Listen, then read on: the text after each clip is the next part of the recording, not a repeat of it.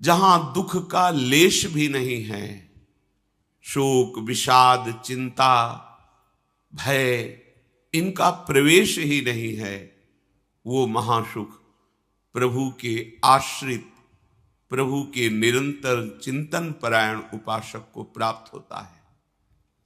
उस उपासक को कभी भी किसी भी तरह की ना जीवन निर्वाह की चिंता करनी पड़ती है, ना परम पद की चाह ही करनी पड़ती है। जैसे पिता की संपत्ति पर पुत्र का स्वयं अधिकार हो जाता है, ऐसे भगवदाश्रित अनन्य चिंतन परायण सुख दुख को समान भाव से सहने वाला उपासक परम पद का अधिकारी स्वयं हो जाता है। आवश्यकता है जो श्री भगवान कह रहे हैं कि मेरा तुम अनन्य भाव से आश्रय स्वीकार करो। अन्य भाव ही माया है और अनन्यता ही भक्ति का स्वरूप है। प्रायः सब भक्त ही हैं, क्योंकि हमारी दृष्टि में हमारे प्रभु के सिवा कोई है नहीं, तो सब भक्ति कर रहे हैं। कोई विषय की, कोई पुत्र परिवार की, कोई धन की, कोई मान प्रतिष्ठा की। मेरे प्रभु ही सब रूपों में हैं, पर ये ना जानने के कारण अन्य भावों का आरोप कर लेने से दुर्गति हो गई। मेरे प्रभु ही हृदय में विराजमान हैं, पर उनकी महत्वता, उनकी महिमा को विश्वास पूर्वक ना स्वीकार करने के कारण हमारा हृदय आनंद सिंधु में नहीं डूब पा रहा। नाना प्रकार की चिंताएं, क्लेश, अशांति, अभाव ये हमें सताए जा रहा है, जबकि पूर्ण कृपा सिंधु, आनंद सिंधु हमारे हृदय में ही विराजमान है। तो हमारी कहीं त्रुटि हो रही है। नहीं, हृदय में विराजमान प्रभु और दीनता, दुख, भय, विषाद, ये दीनता भक्ति जनित नहीं, विषय दीनता, अभाव जनित दीनता। जो भक्ति की दीनता होती, भाव की चरम सीमा है वो, लेकिन ये दीनता विषय प्राप्ति के लिए, कामनाओं की पूर्ति के लिए दैन्य हुआ भटक रहा है।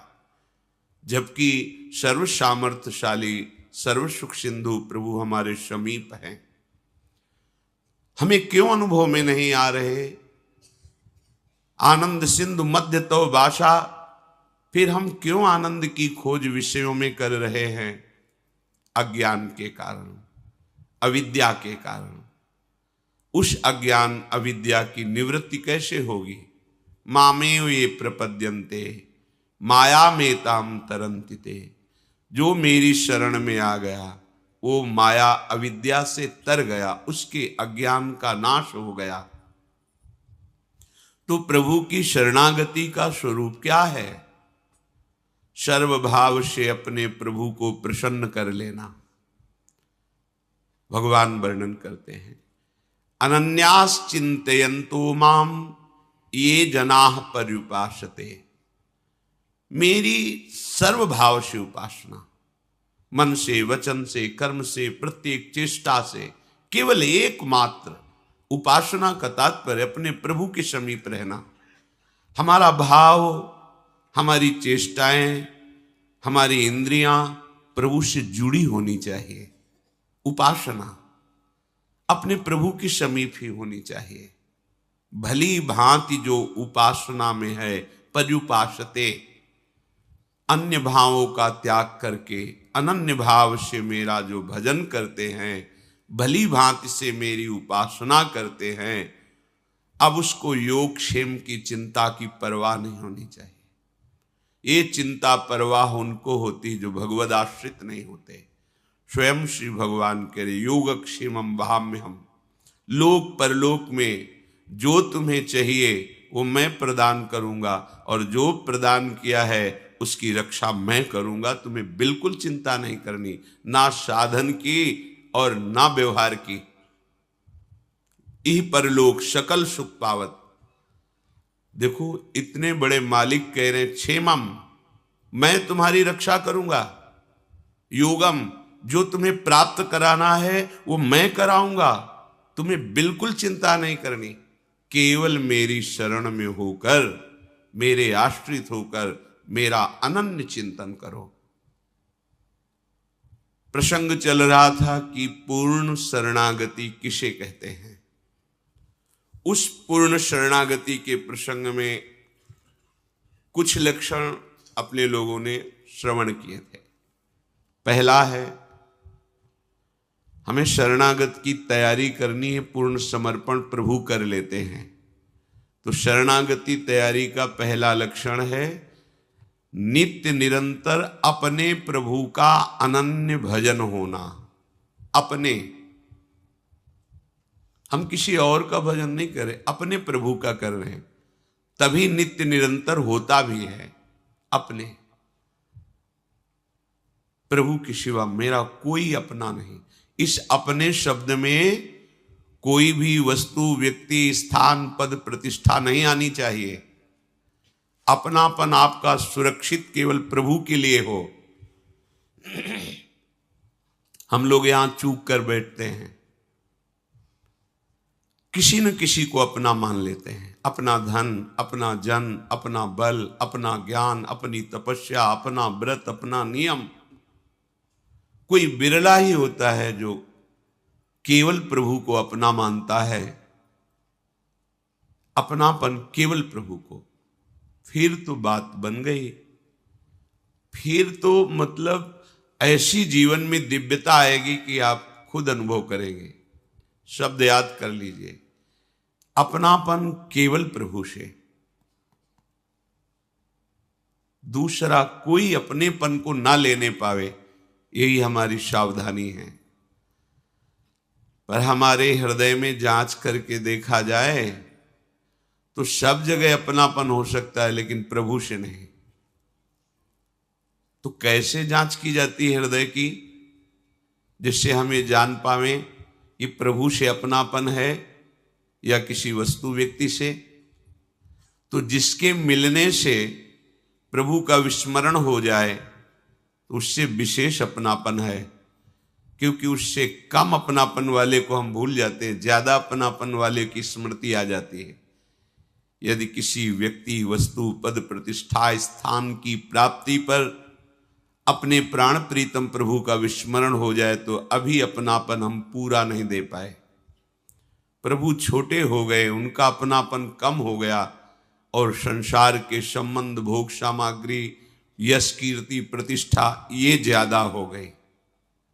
हृदय में देखो, प्रभु के समान केवल प्रभु ही हैं और हमारा अपनापन केवल उनके लिए है। ये बहुत बड़ी महिमामयी शरणागति की बात है। पहला है नित्य निरंतर अपने प्रभु का अनन्य भजन होना। फिर दूसरा है प्रभु को ही अखिल विश्व रूप में प्रकट भावना में देखना। मेरे ही प्रभु, इनकी व्याख्या हो चुकी है। तीसरा है आपसे जितनी चेष्टाएं हो रही हैं, आप यंत्रवत कर रहे हैं, आपके यंत्री, चलाने वाले प्रभु हैं। मैं कुछ नहीं कर रहा, मेरे द्वारा जो कुछ करा रहे हैं वो प्रभु करा रहे हैं।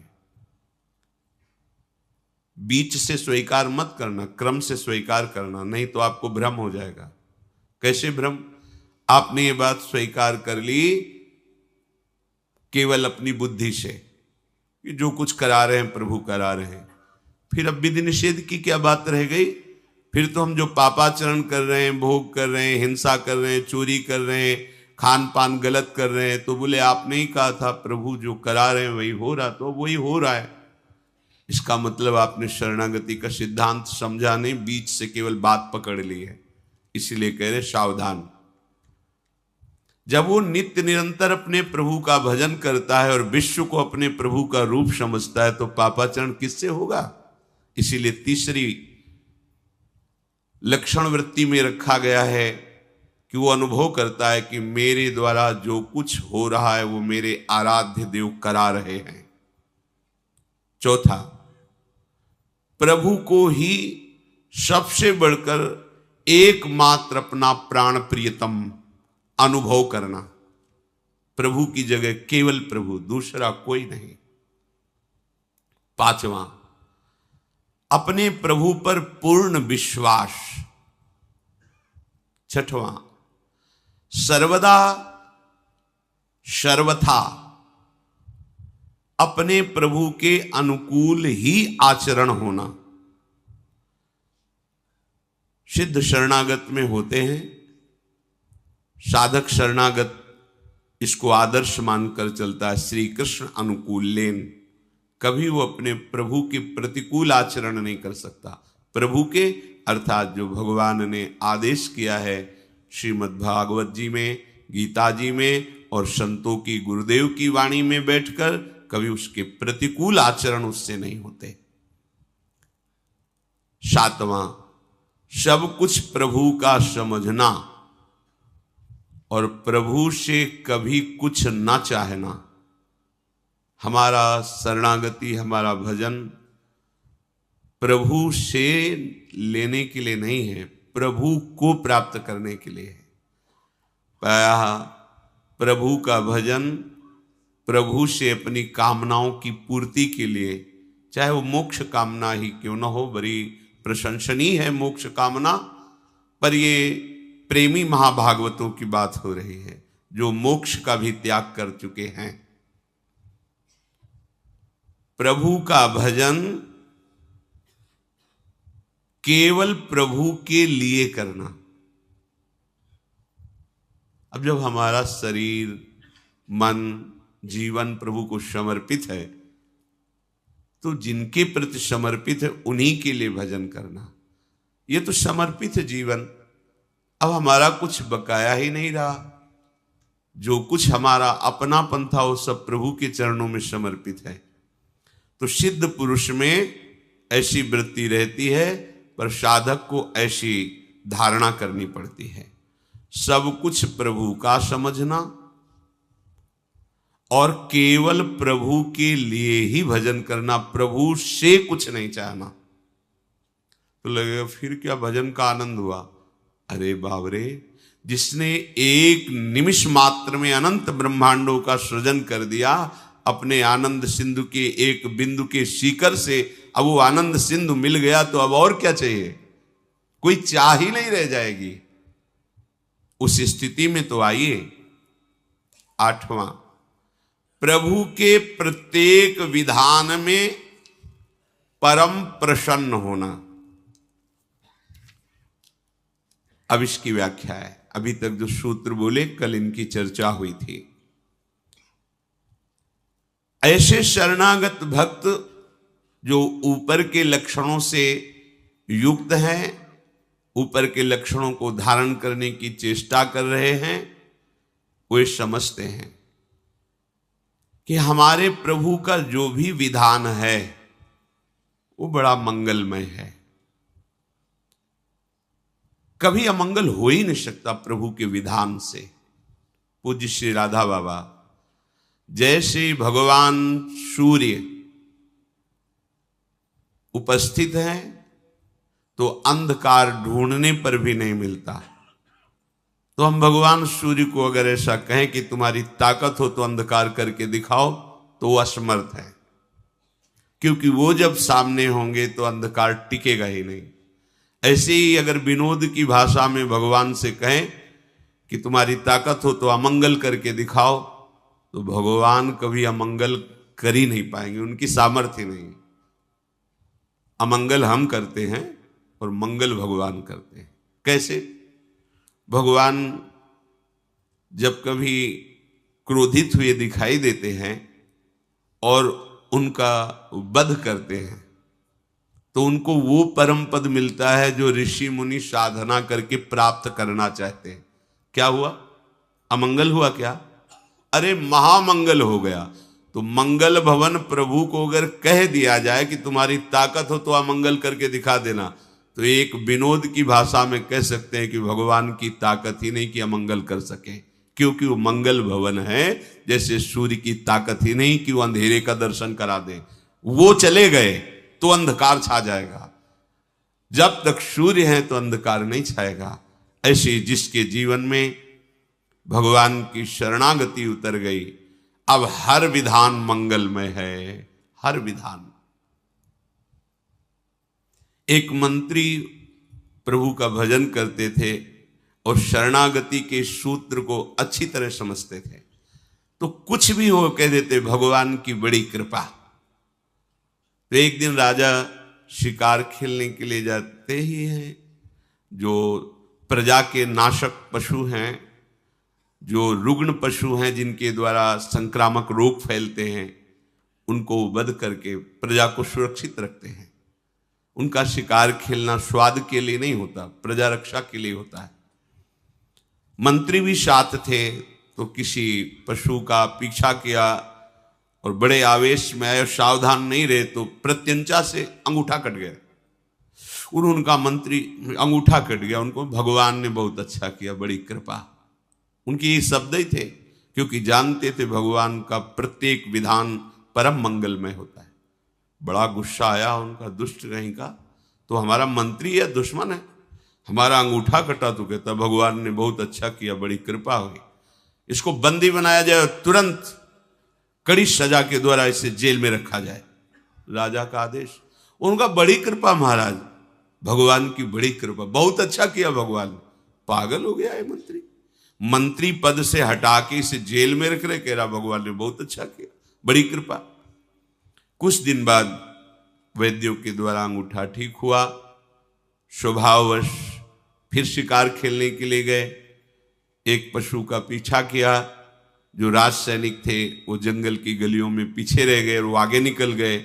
पशु का पीछा करते हुए उधर कोई बलशाली राजा के परिकर बलि देने के लिए पुरुष की खोज कर रहे थे।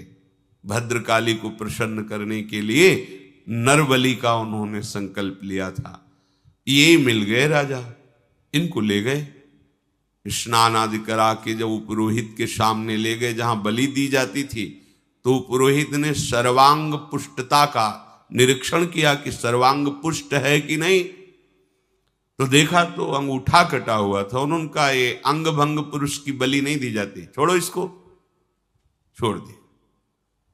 अब वो मनाए कि बात तो सही थी, अगर भगवान कृपा करके अंगूठा ना काटते तो आज गला कट जाता। मंत्री ने ठीक कहा था, भगवान का हर विधान मंगलमय होता है।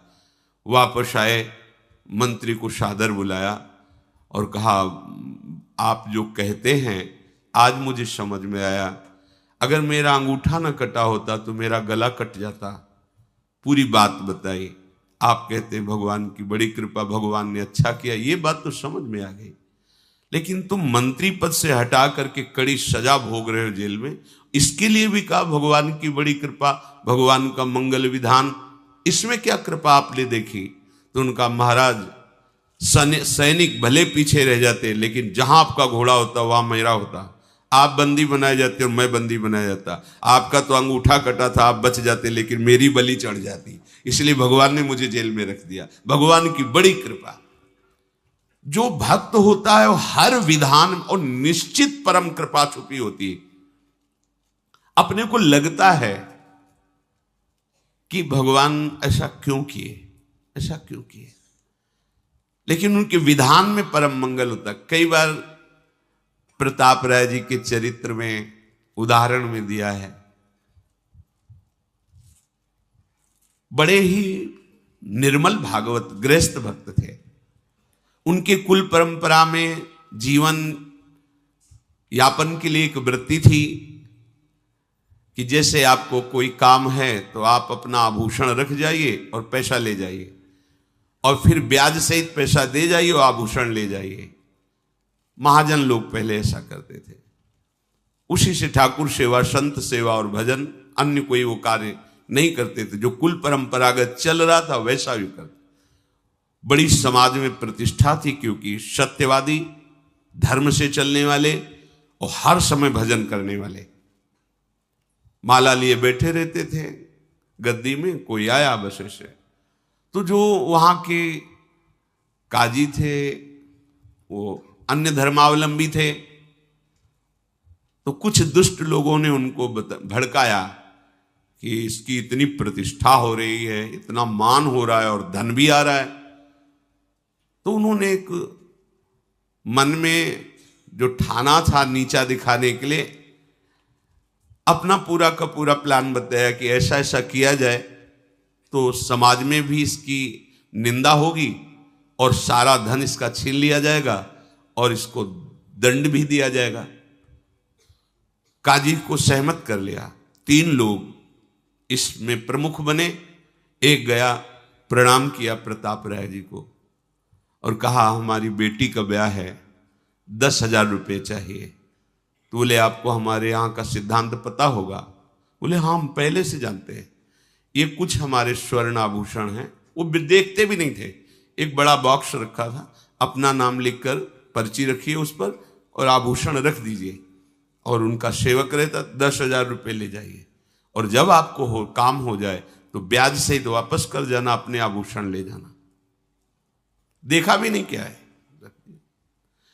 थोड़ी देर बाद दूसरा आया, हमारे घर में खाने को भी नहीं है, हमें अर्थ चाहिए, तो हमारे स्वर्ण आभूषण ये हैं, आप बिल्कुल 10,000 3 लोग ले गए और अपने आभूषण ऐसे रख गए पर्ची लगा। 4-5 दिन बाद ही आए, 10,000 रुपये ब्याज सहित वापस किए और आभूषण पहले ने उठाया अपनी पर्ची। अरे देखो कितना नाटकी है, इसमें एक भी आभूषण नहीं, इसमें तो पत्थर भरे, पत्थर ही रख गए थे, उन्होंने देखा भी नहीं। भक्त का जीवन विश्वासमय होता है, क्यों कोई छल कपट करेगा ऐसी भावना से। थोड़ी देर में दूसरा गया, थोड़ी देर में तीसरा गया, तीनों ने अरे देखो ये नाटक, हमारा स्वर्णाभूषण हटा करके पत्थर भर के रखा है, हमने तो ब्याज से इसको पैसा दिया। ऐसा थोड़ी देर में काजी को बुला लिया, काजी ने आतंक मचा दिया। बादशाह से दस्तखत करा करके राज सैनिकों के द्वारा पूरा इनका परिवार बंदी बना लिया गया। इन्होंने अपनी पत्नी को कहा ठाकुर जी लो आभूषण लो, पीछे की खिड़की से भाग जाओ, ये कोई भगवान की लीला हो रही है, हमारे द्वारा तो कोई गलती हुई नहीं। बहुत ही उनको अपमानित किया गया। गांव के लोग समझ गए कि ये पाखंड कर रहा था, भक्ति नहीं कर रहा था। अरे एक आदमी झूठ बोलेगा, 3 आदमियों के साथ, और वो कपटी ठग थे ही। ऐसा होता है, भगवान की बड़ी विचित्र लीला होती है। कभी कभी सत्य को पर्दे में ढक दिया जाता है और असत्य का बोलबाला दिखाई देता है, लेकिन ज्यादा दिन नहीं चलता वो। इनको बंदी बना लिया गया, सारी संपत्ति अपहरण कर ली गई। कुछ लोगों ने कहा कि इनकी पत्नी है और वो ठाकुर जी के आभूषण और ठाकुर जी के लेकर के वो अपने मायके चली गई। वहां सैनिक भेजे गए, उसको भी बंदी बना कर ठाकुर जी को भी लाकर जहां सब स्वर्णाभूषण जमा किए जाते उस खजाने में ठाकुर जी को भी रख दिया। जब पत्नी पास में ही बंद करके आई और उनको एकांत मिला, तब वो रोने लगे प्रताप राय कि मुझे ये जो अपमान मिला है, बंदी बना लिया गया, मुझे इसका कष्ट नहीं। नाथ मैं आपको प्रगट मानकर 8 पैर सेवा करता था, आपको एक आभूषण की तरह ही खजाने में रख दिया गया, ये मैं सह नहीं पा रहा हूं। आपको कैसे भोग लगे, आपको कैसे जल पिलाऊं, आपको कैसे शयन कराऊं। प्रभु और दंड जो चाहो दिला दो, पर मुझे ऐसा कुछ संयोग बना दो जिससे आपकी सेवा। और आर्त भाव से रोने, जे ही रोने लगे ते ही वहीं प्रिया प्रीतम प्रकट हो गए साक्षात। ओह, जो बड़े बड़े ऋषि मुनियों की आकांक्षा होती साधना करते हुए, वो आराध्य देव कैसे मिलते हैं। उनका विधान कड़ुआ हो सकता है, लेकिन परिणाम महामंगल में, लूट गए चरणों में। तत्काल भगवान ने कई विश्वसनीय जनों को, अधिकारियों को प्रेरणा दी कि ये निर्दोष है। जांच की गई तो काजी सहित उन तीनों को झूठा पाया गया। बादशाह की तरफ से उनको दंड मिला और पूरे नगर में ससम्मान के साथ प्रताप राय जी को फिर स्थापित, उनकी प्रतिष्ठा, उनका मान, उनके ठाकुर, उनकी संपत्ति। और राजा ने कहा आज के बाद सदैव हमारा सहयोग रहेगा। क्या हुआ? थोड़ी देर के लिए कड़ुआ विधान नजर आया, लेकिन भगवत साक्षात्कार का योग बन गया।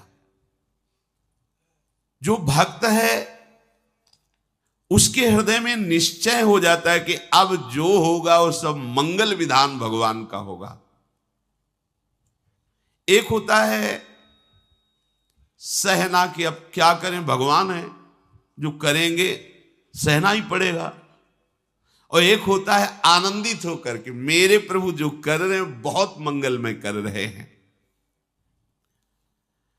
आप इतना समझ लो कि भगवान के भंडार में आनंद ही आनंद है, दुख तो है नहीं, अमृत ही अमृत है, जहर है नहीं।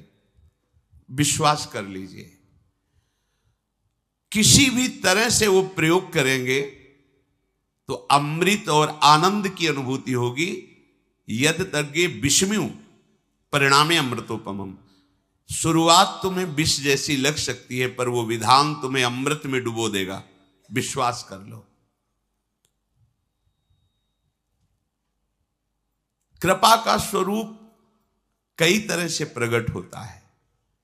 कभी बहुत ही मधुर स्वरूप प्रकट होता है, कभी बहुत कोमल, कभी बहुत सुख स्वरूप, कभी कभी कृपा बहुत ही भयानक रूप में आती है, बड़ी ही कट रूप में आती है, बड़ी ही भीषण रूप में आती है, पर उसका परिणाम बहुत मंगलमय होता है।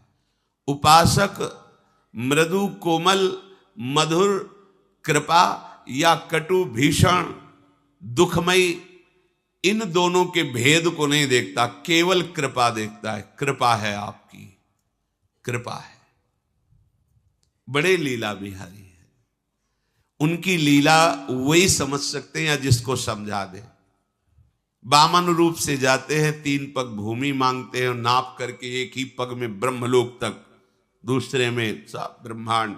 बोल बड़ा दानी बनता था, बांध दिया वरुण पास में और कहा अब बोल तीसरा पग कहां से दे। 2 पग में सब नाप लिया। ये बड़ी भीषण कृपा का स्वरूप है। सब आसपास भगवत पार्षद खड़े हुए हैं जो पूरी सृष्टि का लय सृजन पालन करने की सामर्थ्य रखते हैं, और भगवान गर्जना करके कह रहे, बड़ा अहंकार करता था, 3 पग पृथ्वी का दान कर दूंगा, अपने को दानी अब पूरा कर। मुस्कुराए बलि जी महाराज, प्रभु अभी तो आपको प्रणाम भी नहीं किया है। प्रणाम भी कैसे करूं, आपने तो बांध रखा है। प्रार्थना करता हूं कि जिन श्री चरणों के नपने से आपने मांगा था, उन्हीं श्री चरणों से 2 में तो संपत्ति नाप ली, अब 1 में संपत्तिवान को नाप लीजिए। अपने चरण हमारे माथे पर पधराइए और मुझे। भगवान बंध गए, बलि जी को नहीं बांधा, बंध गए। करुणा समुद्र भगवान मुस्कुरा दे, बोले तुम्हें तनिक भी क्षोभ नहीं हो? बोले प्रभु क्षोभ किस बात का। प्रहलाद जी आ गए, स्तवन कर रहे हैं, उनकी पत्नी स्तवन कर रही। भगवान ने कहा आज के बाद द्वारपाल मैं तुम्हारा।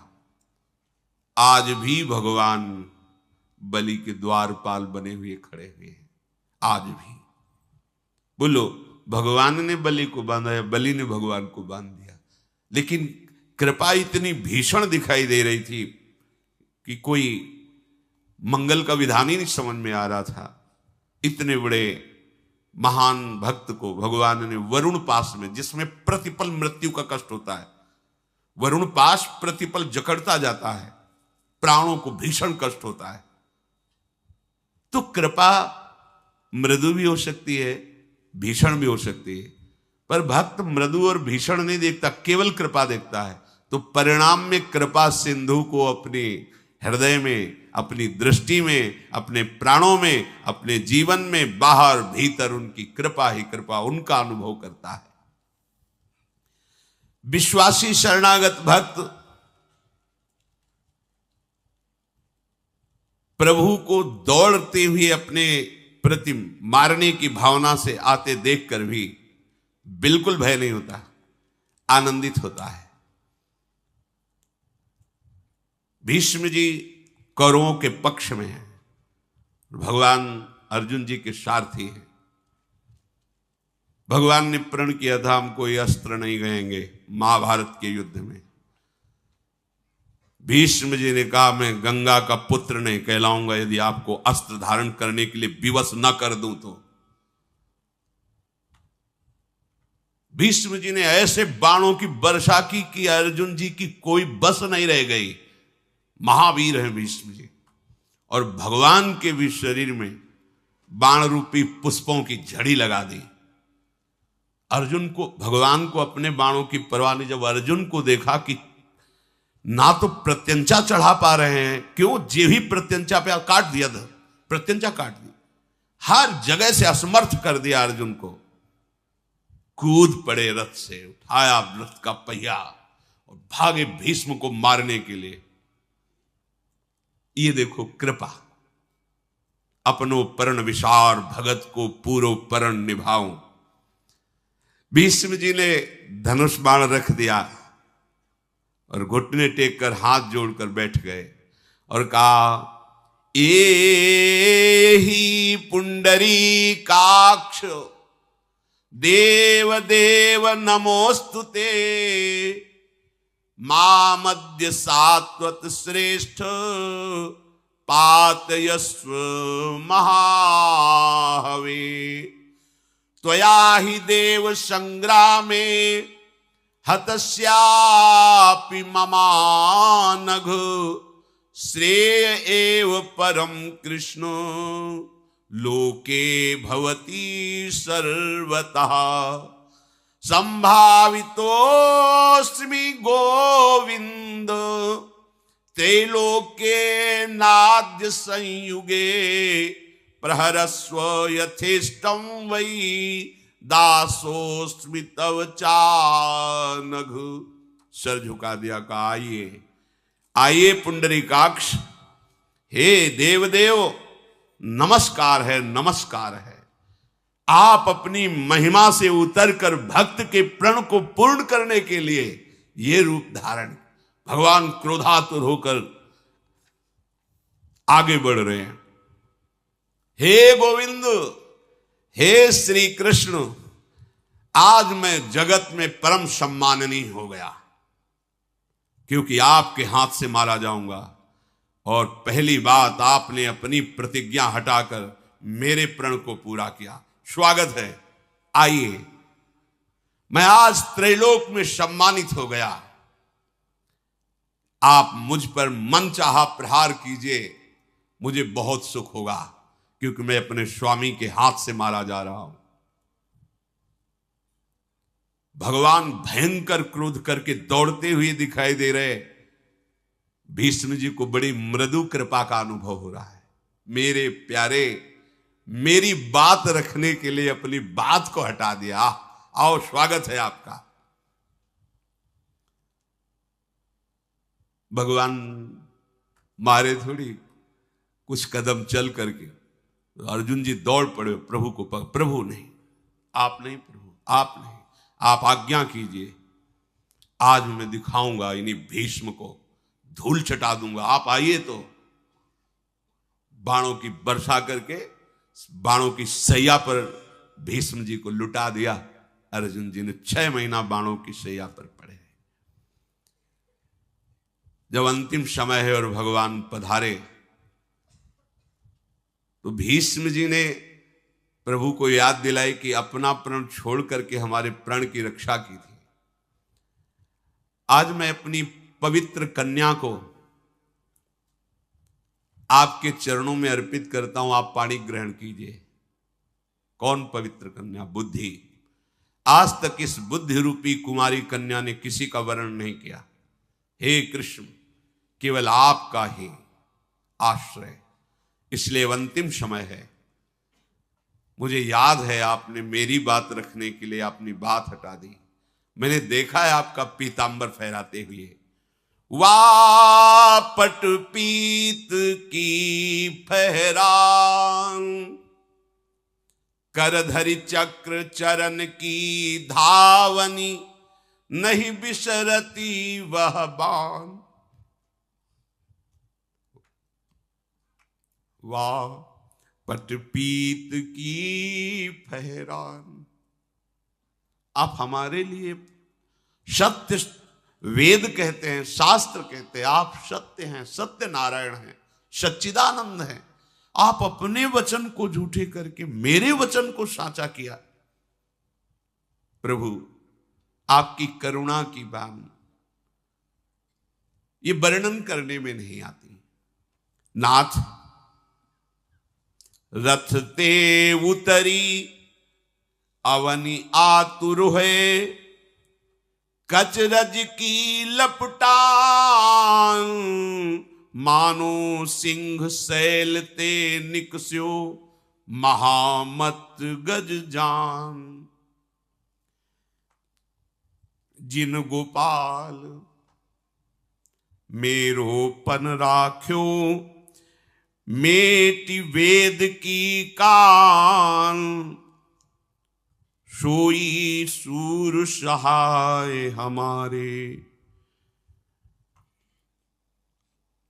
निकट भये हैं आन। आज हमारे प्राण निकलने वाले हैं, तो प्रभु आप उसी करुणा से आप हमारे सामने आ गए।